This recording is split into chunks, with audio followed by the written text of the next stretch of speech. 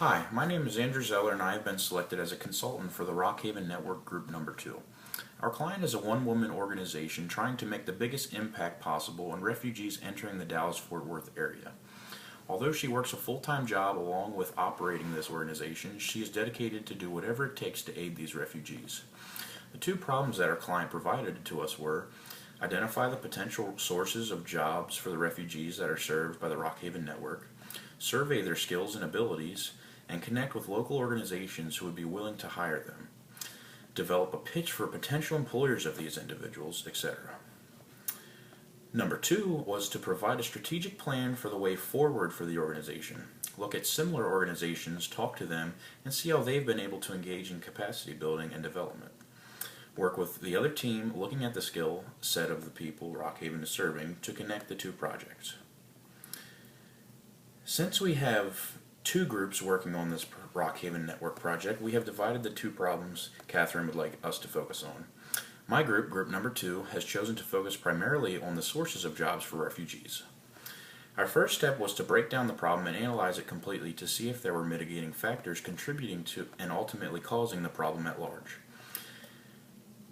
After we broke down the initial problem, we need to find the results gap in the organization, which we believe to be an employment gap.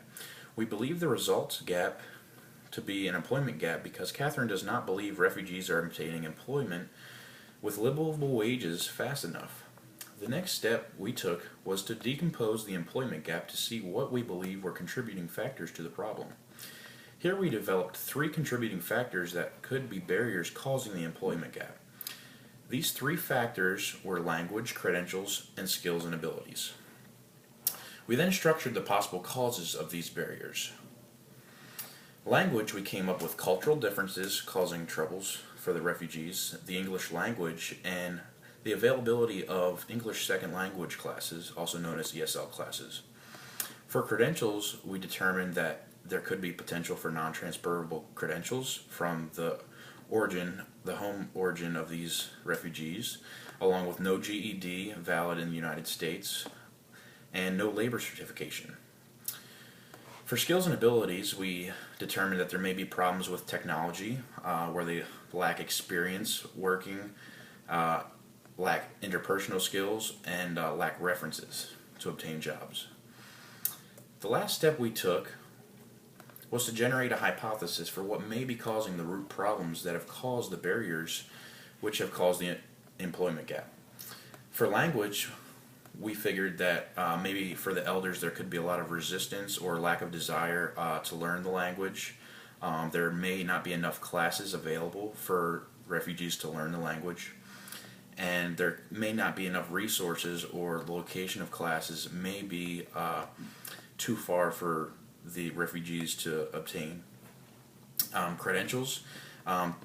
Refugees may lack a roadmap or documentation for a degree related to what they did in the past. So they may be educated, but they may not be able to obtain the correct documentation in order to perform that job here in the United States.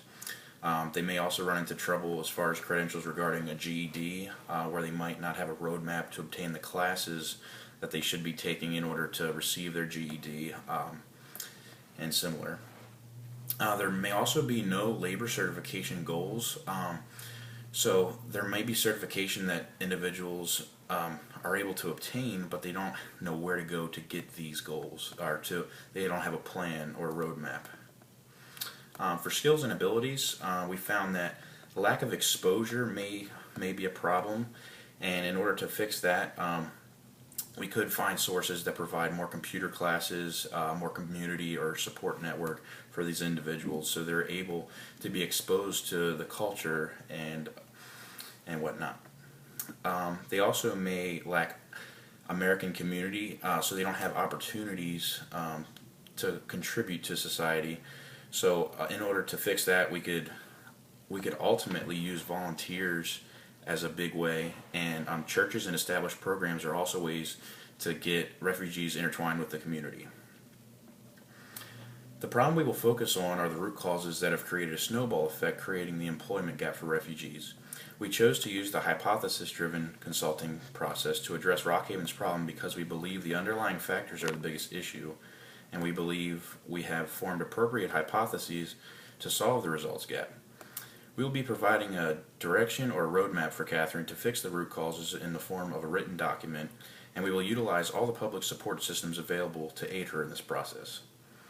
We believe we are solving the right problem because these are all small issues that have ultimately created the bigger issue. If the smaller issues are fixed, then the larger issues will take care of themselves. Based on what we have discovered, there are several questions we will need to ask Catherine in our next meeting.